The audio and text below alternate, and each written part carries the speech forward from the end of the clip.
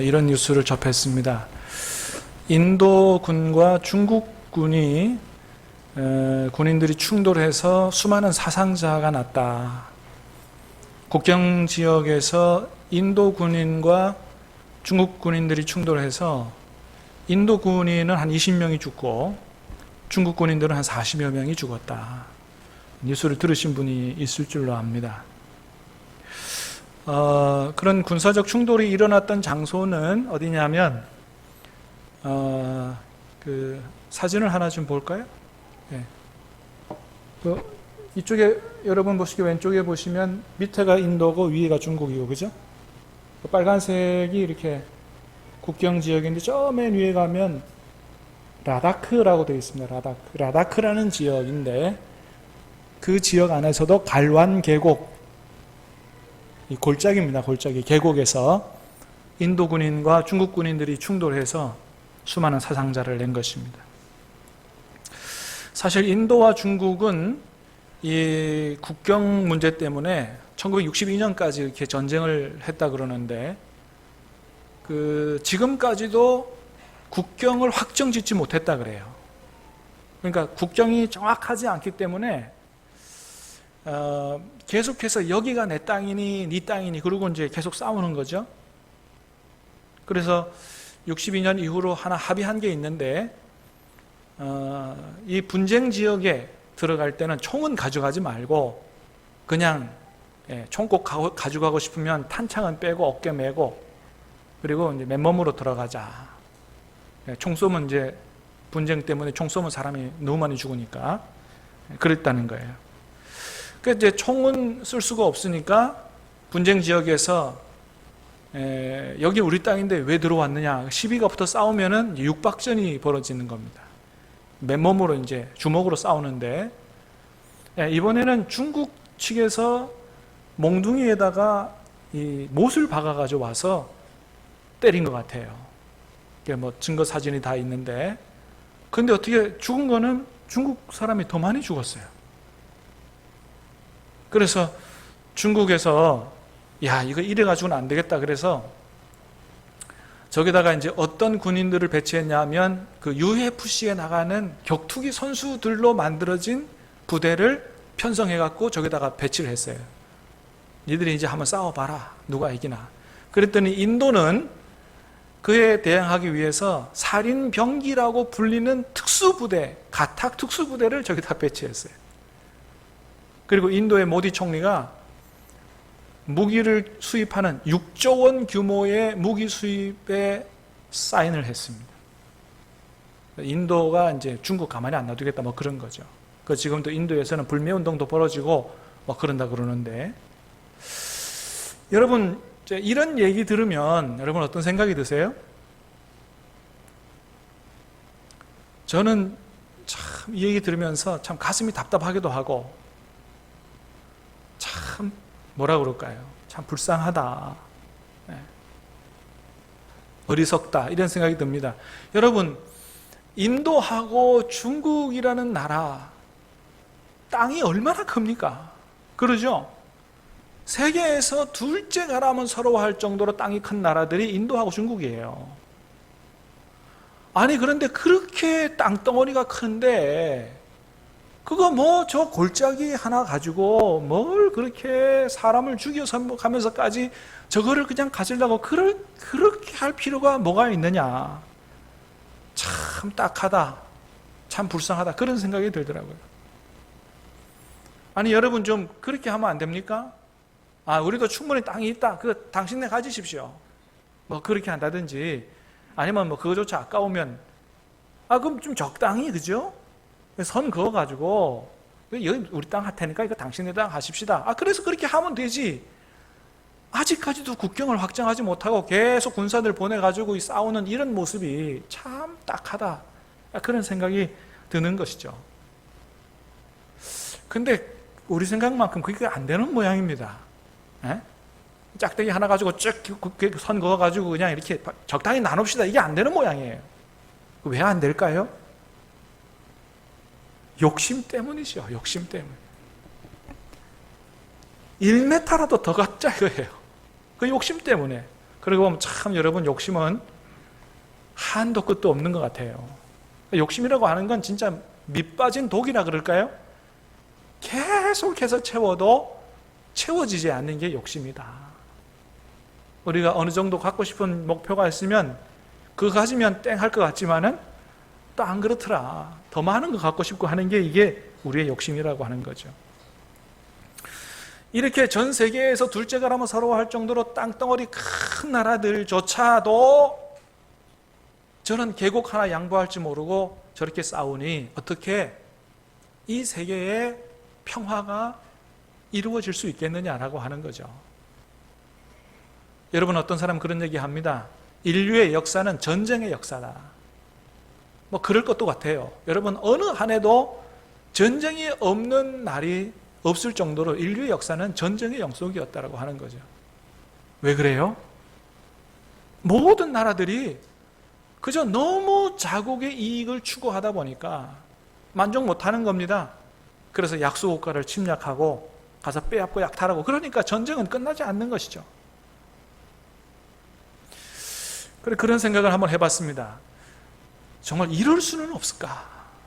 이럴 수는 없을까? 여러분, 지금도 우리나라를 비롯해서 뭐 전 세계 국가들이 그저 명목상 자기 나라를 지키기 위해서라고 하지만은 하여튼 뭐 이 군사에 들어가는, 군비에 들어가는 돈들이 얼마나 어마어마합니까? 근데 좀 모두가 평화협정을 맺어가지고 그 국방 예산 그거 거기 쓰지 말고 전 세계 빈곤 퇴치라든지 기후 문제, 생태계, 뭐 질병, 뭐 이런 일에 그 국방 예산을 전부 쓴다면 어떤 일이 일어나겠어요? 전 세계의 가난, 기아 이 문제가 완전히 해결될 거예요. 여러분, 우리나라 올해 국방 예산이 50조를 넘었다 그래요. 50조. 놀라지도 않으시네요. 50조라고요. 여러분, 미국은 한 해 국방 예산이 얼마나 될까요? 888조라 그럽니다. 888조. 거의 900조. 우리나라의 한 18배에서 한 20배. 이야. 2등이 중국인데 284조. 많지만은 미국하고는 게임이 또 안 돼요.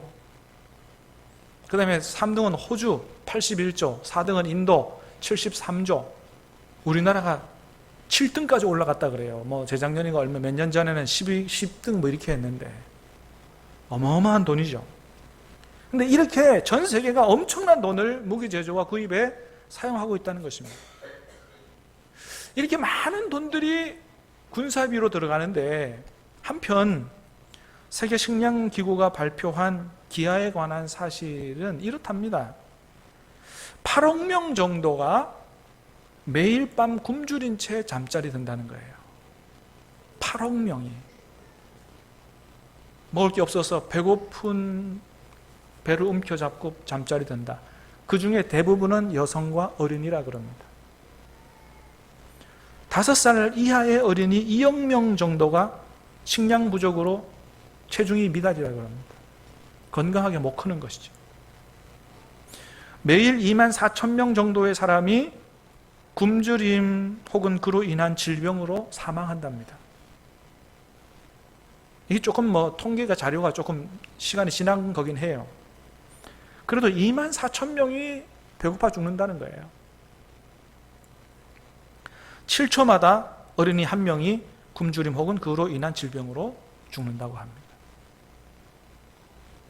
어린이 영양실조는 정신 이상이나 신체적 장애를 불러오죠.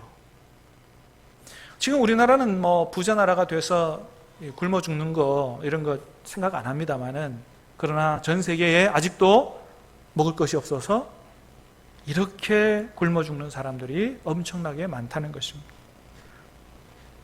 그러니까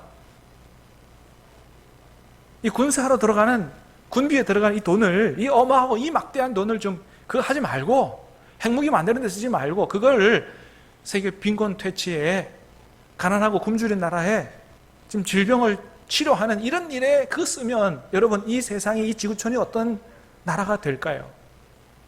빈곤 문제 해결될 거고, 질병 문제도 해결될 거고, 기후 문제도 해결될 거고, 정말 살기 좋은 평화로운 나라가 되지 않겠느냐. 여러분, 좀 그렇게 될 수는 없을까요? 그렇게 될 수 있다고 믿는 분 한번 손 들어보세요. 아무도 안 계시네. 그렇게 되면 좋겠지만 그게 되겠느냐. 그건 그냥 소망이고 바람이지. 그게 다 우리의 생각이죠. 근데 여러분, 하나님은 오늘 본문에서 뭐라고 말씀하시냐면 그게 가능하다 이렇게 말씀하세요. 아니, 가능한 정도가 아니고 그렇게 되는 때가 온다 이렇게 말씀하세요. 자, 4절 말씀을 한번 같이 읽어보겠습니다. 4절 시작. 그가 열방 사이에 판단하시며 많은 백성을 판결하시리니 무리가 그들의 칼을 쳐서 보습을 만들고 그들의 창을 쳐서 낫을 만들 것이며 이 나라와 저 나라가 다시는 칼을 들고 서로 치지 아니하며 다시는 전쟁을 연습하지 아니하리라. 아멘. 뭐라고 하나님 말씀하세요? 자, 때가 되면 이런 때가 오는데 무리가 그들의 칼을 쳐서 뭘 만들어요? 보습을 만들고 창을 가지고 뭘 만들어요? 낫을 만든다는 거예요. 그러니까 각 나라가 가지고 있는 무기를 그거를 바꾸어서 그 옛날 무기들은 뭐 이렇게 쇠로 만들어졌을 거니까 그거를 대장간에서 두들겨 가지고 농기구를 만든다는 거예요. 그래서 더 이상 전쟁하지 않고 함께 농사를 지으면서 평화롭게 잘 사는 그런 때가 온다 이렇게 말씀하시는 거예요. 할렐루야. 아직도 안 믿어지니까 할렐루야가 잘 안 나오죠, 그죠? 아멘이 잘 안 나와. 저기 뭐 저는 가보지 않았습니다만은 책에서 읽은 얘기에 의하면 유엔 본부 앞에 가면 청동 조각상, 거대한 청동 조각상이 만들어져 있다 그래요. 어떤 조각상이냐 하면 아주 건장한 남자가 큰 쇠망치를 휘두르면서 큰 칼을 두드려서 쟁기를 만드는 조각상이라 그럽니다. 여러분 생각해 보세요. 울퉁불퉁한 이 팔뚝으로 쇠망치를 두드려서 칼을 가지고 쟁기를 만든다. 바로 오늘 우리가 읽은 이 말씀을 형상화해서 만든 조각상이죠. 오늘 말씀이 정말 그대로 이루어지기를 소망하면서 만든 조각상이 바로 그것이죠. 유엔이 그런 조각상을 만들어서 놓은 이유는 뭐예요? 하나님 말씀대로 그런 때가, 그런 날이 오기를 소망한다, 그런 것이죠. 사랑하는 여러분, 우리도 그 날이 속히 오기를 소망하며 기도할 수 있게 되기를 간절히 바랍니다. 자, 그러면 그런 날은 언제 어떻게 이루어지느냐? 자, 말씀을 좀 보겠습니다. 2절 말씀 보겠습니다. 2절 시작. 말일에 여호와의 전에 산이 모든 산 꼭대기에 굳게 설 것이요 모든 작은 산 위에 뛰어나리니 만방이 그리로 모여들 것이라. 아멘. 자, 그런 일은 언제 일어나느냐? 말일에 일어난다는 거예요. 말일에 이제 이런 과정을 통해서 그런 게 이루어지는데, 말일은 언제냐? 자, 말일에라고 쓰인 히브리어 단어는 부아하릿 하야밈이라고 하는 단어인데, 이걸 직역하면, 문자 그대로 번역을 하면 날들의 뒤에 이런 뜻입니다. 날들의 뒤에.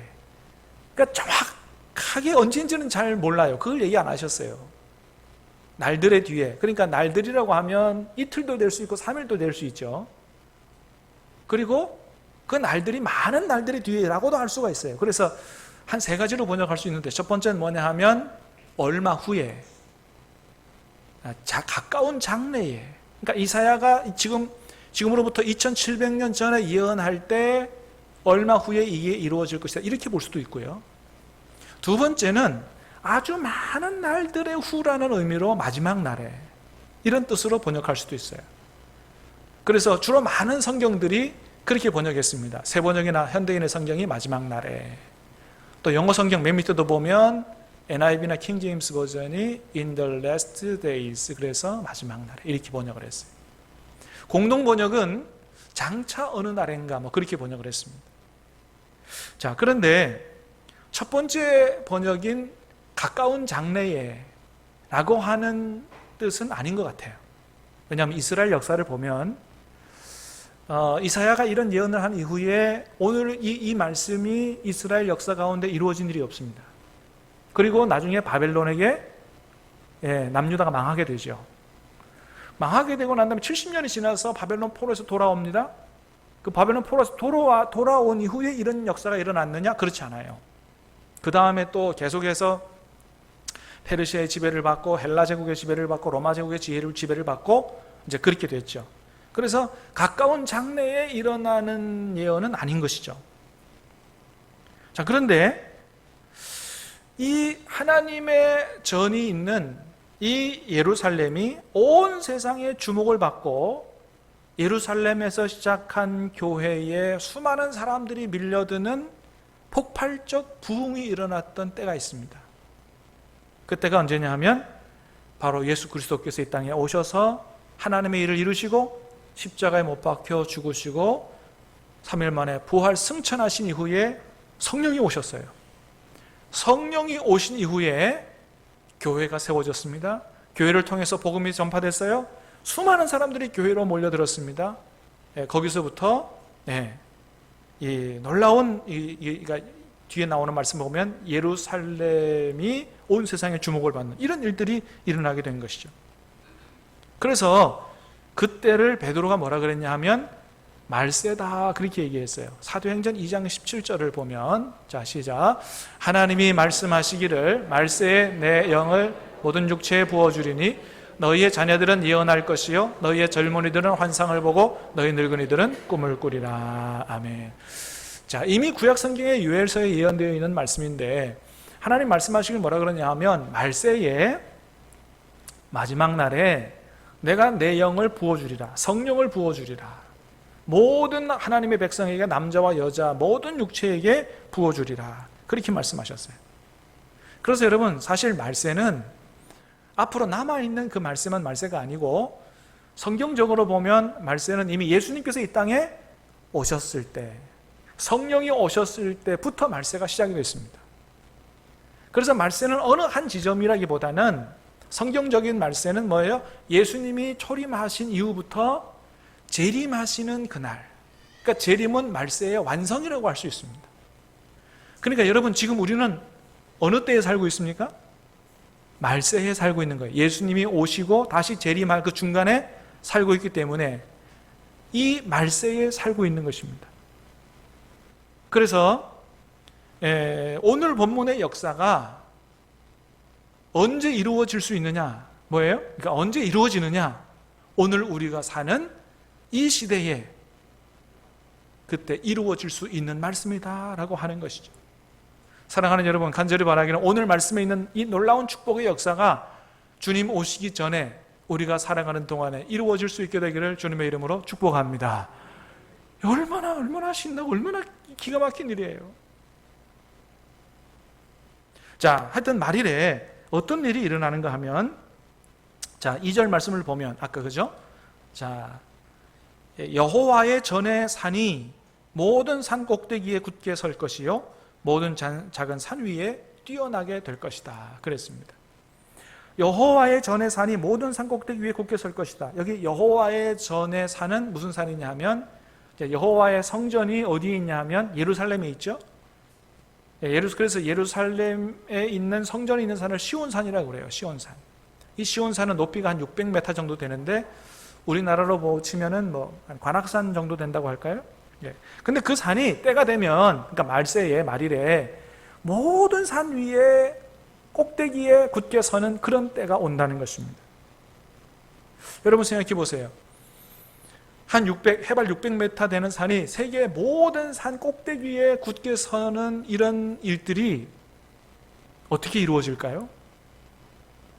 지진이나 지각 변동을 통해서 그 산이 갑자기 확 솟아 올라가지고 그렇게 될까요? 그건 아닌 것 같아요. 여러분, 이 세계에 높은 산들이 얼마나 많습니까? 에베레스트 산이나 이런 산, 세계 최고 높은 산은 막 6,000m, 7,000m, 8,000m 그러잖아요.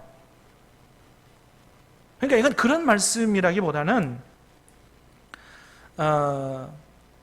예루살렘에 있는, 그러니까 시온산에 있는 하나님의 성전의 위상이 다른 산들 위에 있는 여러 이방 종교의 신당보다 훨씬 더 그 위상이 높아지는 시대가 온다, 이런 뜻이라고 볼 수 있어요. 하나님의 전의 산이 모든 산 꼭대기보다 높아진다. 여러분, 그 당시, 그러니까 옛날에는 이방 우상 신당들을 주로 어디에 세웠냐 하면 산 꼭대기에 세웠습니다. 왜요?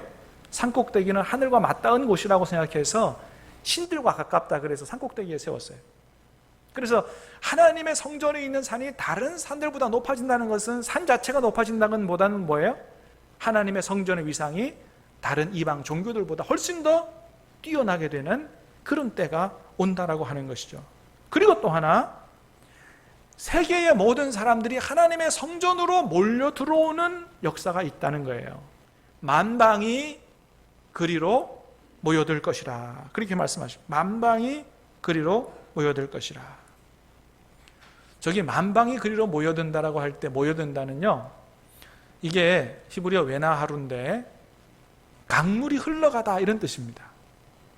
원래 사람이 이렇게 모이다라는 단어가 따로 있어요. 아사프라는 단어인데 그 단어를 안 쓰고 뭐라고요? 강물이 흘러가다, 이런 단어를 썼다고요.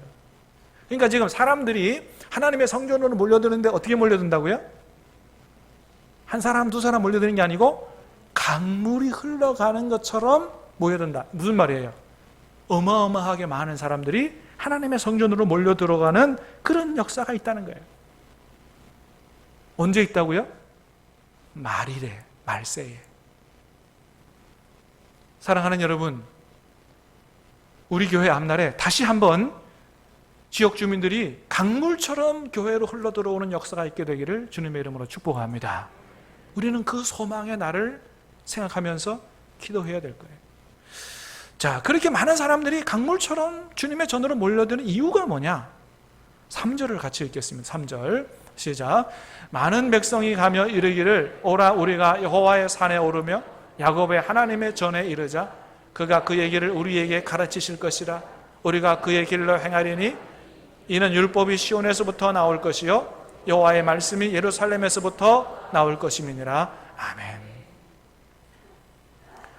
자, 저기에 있는 시온과 예루살렘, 그러니까 지금 저 이스라엘에 있는 시온과 예루살렘이 아니라고 하는 것은 뭐예요? 그 구약의 역사 가운데 안 일어났기 때문에 지금 그 여호와의 성전, 다시 신약 시대로 넘어와서 하나님의 성전인 교회로 보는 것입니다.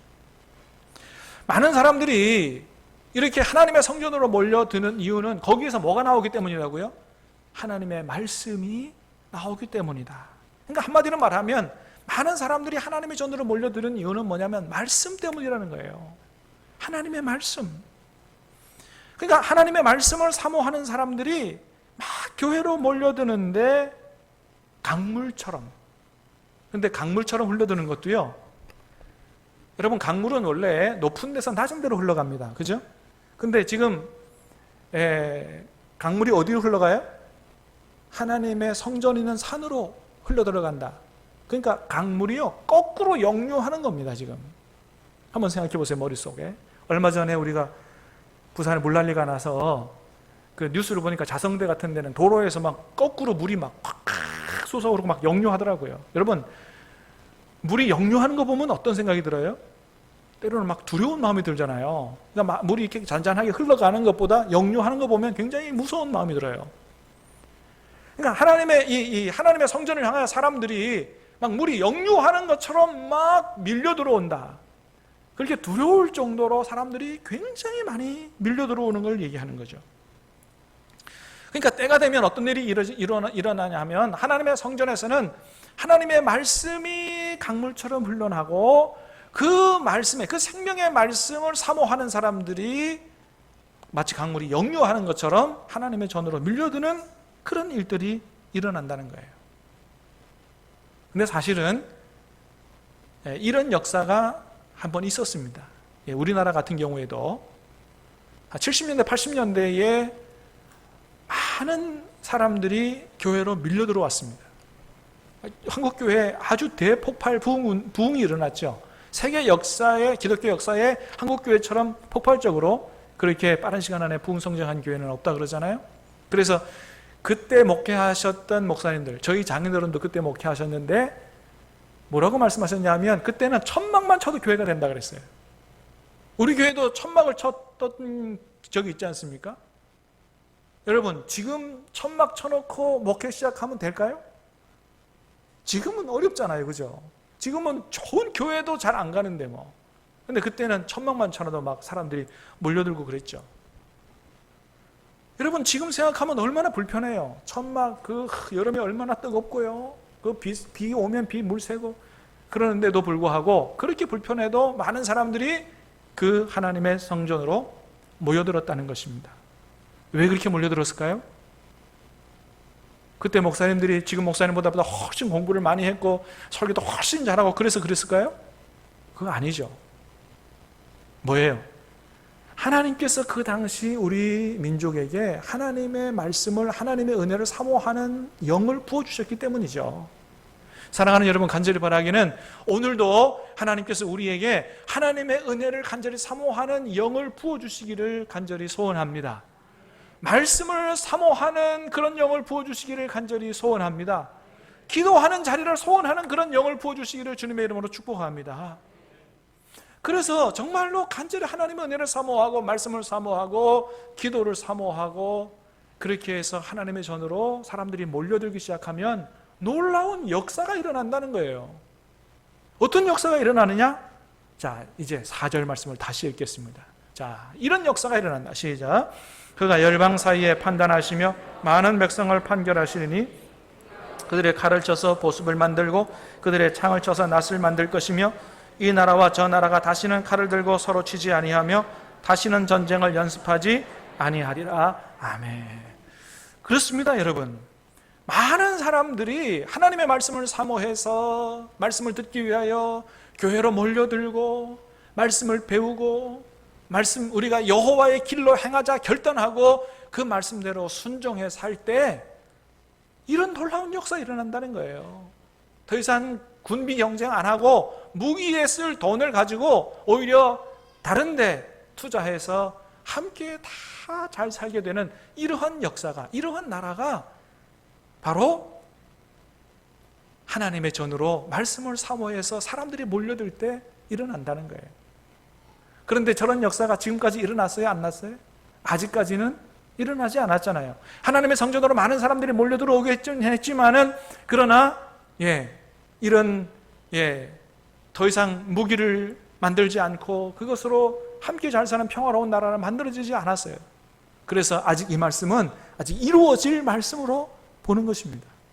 사랑하는 여러분, 간절히 바라기는 이런 역사가 우리 신함교회를 통해서, 한국교회를 통해서, 세계교회를 통해서 모든 세계 사람들이 다 하나님의 전으로 하나님 말씀을 사모하고 몰려들고 말씀을 배우고 말씀에 사로잡히고 말씀을 순종하겠다고 결단해서 그렇게 삶으로 말미암아 실제로 저 말씀이 이루어질 수 있게 되기를 주님의 이름으로 축복합니다. 그날이 오기를 소망하는 것이죠.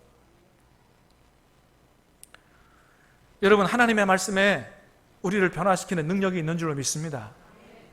우리의 변화는 우리의 결단으로 되는 게 아니고 말씀으로 된다. 히브리서 4장 12절 말씀, 하나님의 말씀은 살아있고 활력이 있어 좌우에 날선 어떤 검보다도 예리하여 혼과 영과 및 관절 골수를 찔러 쪼개기까지 하며 마음의 생각과 뜻을 판단해서, 그래서 우리의 모든 것들이 하나님 앞에 벌거벗은 것 같이 드러난다 그랬어요.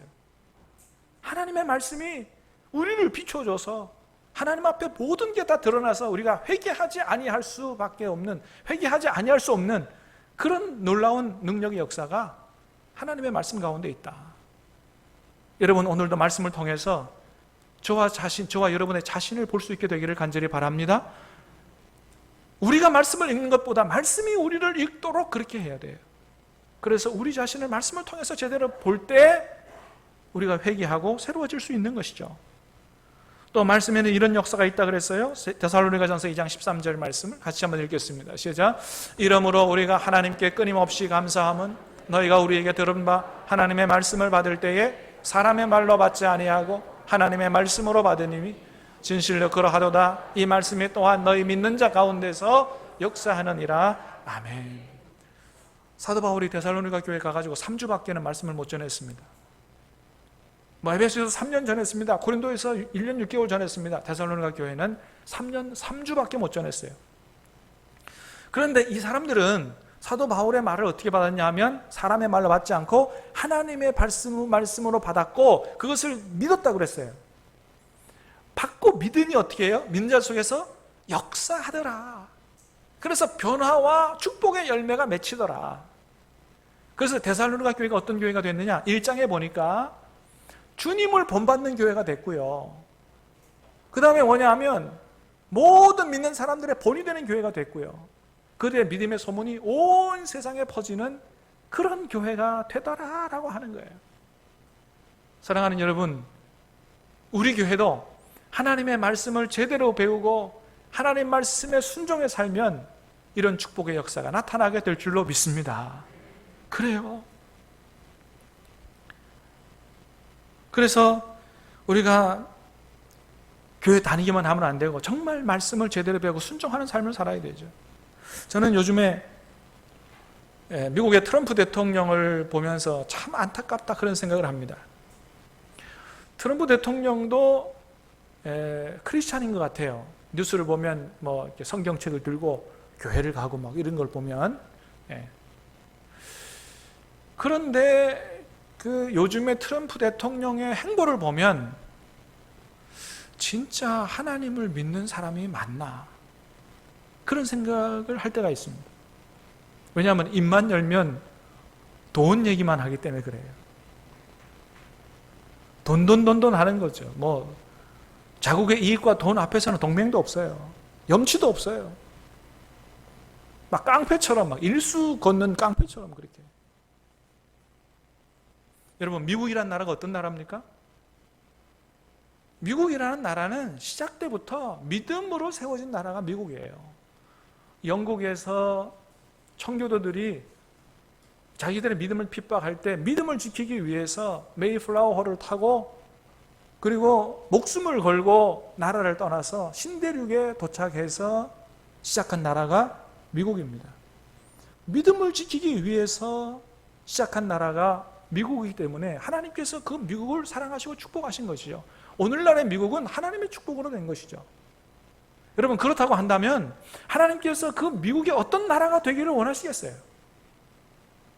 정말로 미국이 자기 자신들만 아는 나라가 아니고 하나님께서 아브라함을 부르실 때 내가 너로 땅의 모든 족속이 복이 되게 하겠다라고 부르셨던 것처럼 미국이 온 세상 열방의 모든 나라에 하나님의 축복을 나누어주는 축복의 통로가 되기를 바라시지 않겠어요? 제사장 나라가 되도록 하나님께서 그걸 바라시지 않겠냐 말이죠.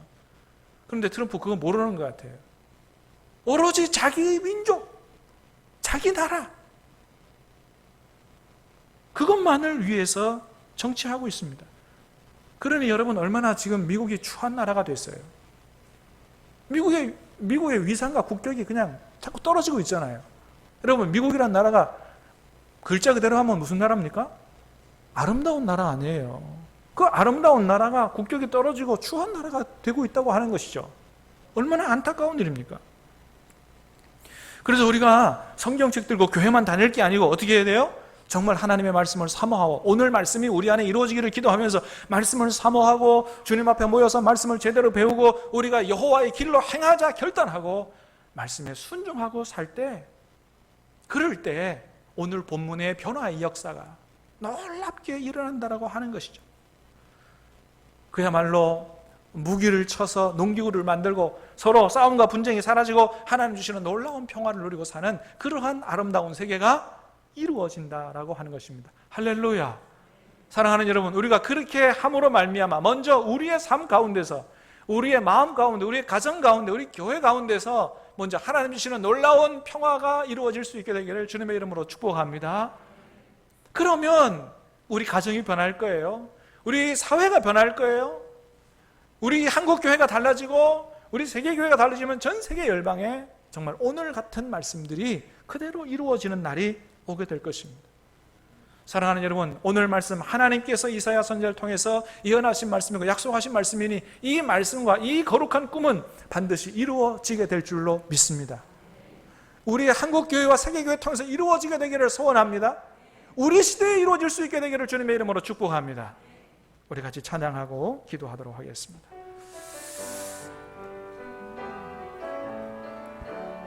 당신은 하나님의 언약 안에, 당신은 하나님의 언약 안에 있는 축복의 통로. 당신을 통하여, 당신을 통하여서 열방이 주께 예배하. 다시 한번 우리 옆에 분 축복하면서 하겠습니다. 당신은 하나님의 언약 안에 있는 축복의 통로. 당신을 통하여서 열방이 주께 예배하게 되리. 아멘. 하나님 아버지, 오늘 너무나도 귀한 말씀, 생명의 말씀, 축복의 말씀 주심을 감사합니다. 아버지 하나님, 이 말씀이 아직까지 이루어지지 않았는데 말씀은 그대로 이루어지는 날이 오게 도와 주시옵소서. 우리를 통해서, 우리 교회를 통해서, 한국교회를 통해서, 세계교회를 통해서 수많은 사람들이 몰려드는 그때를 다시 한번 허락해 주시옵시고,